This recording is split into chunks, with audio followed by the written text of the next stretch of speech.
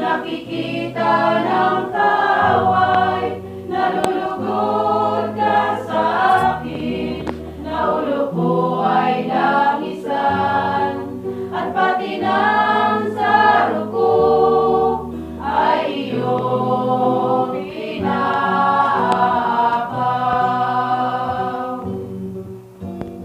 Tunay na pag-ibig mo at ang iyong kabutihan, sa akin tataglayin habang ako'y nabubuhay. Doon ako sa templo mo, lalagi at mananahan.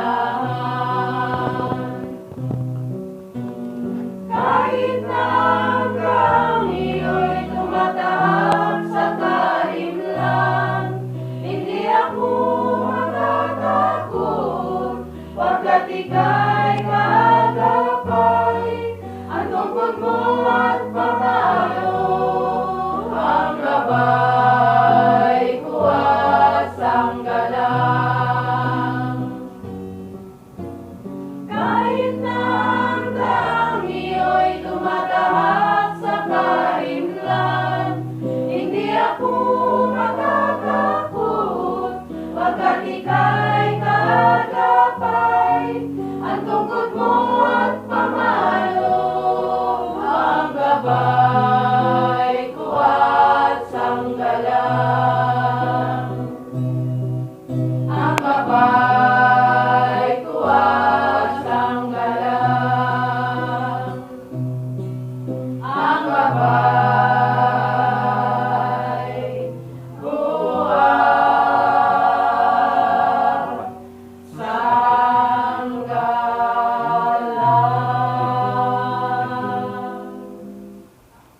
Sa ngalan ng Ama, ng Anak, ng Espiritu Santo. Amen.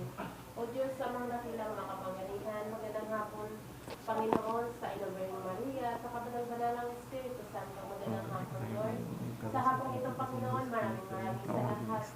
At pinagsama at pinipon mo muli kami, Panginoon, dito sa lugar, sa bahay ng aming kapatid ni Sister Belen. Nawa, Lord, ang tahanang ito, nawa, tukuban mo ng iyong banal na Espiritu, at sino mang gumagala sa aming pag-iensayo sa aming gaganapin na pumubal ng aming iinsayuhin ng mga awitin, Panginoon. Wala siya karapatan na gumambala dahil ikaw lamang ang aming Panginoon mula ngayon, bukas hanggang magpakailanman. At sa hapong ito, Panginoon, bagamat kami mahina, nagkukulang sa isip, sa salita, at higit sa lahat sa aming mga gawa, nawa, Lord, patawarin mo kami sa aming mga pagkakasala. At sa hapong ito, Panginoon, nawa, Lord, ikaw ang magiging sentro ng aming puso at isipan upang kami makaganap ng aming mga tungkulin ng bawat isa.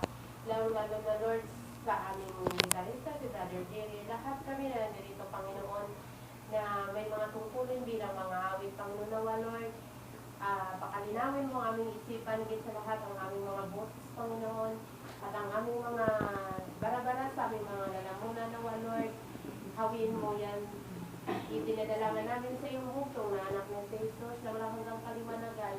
At ganoon din po, Lord, sa aming mga bata na magsasayaw, Panginoon, nawa, Lord, ipasundo mo sila na iyong nakasalaksang anghel upang sila ay makarating at makaganap din sa kanilang mga tungkulin ng bawat isa.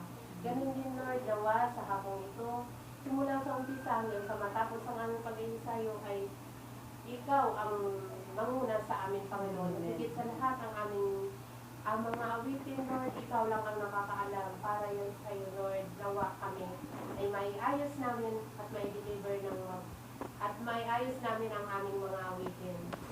Amen. Glory be to the Father, to the Son, to the Holy Spirit. As in the beginning, is now, and ever shall be, world without end. Awitin po natin ang Holy Spirit.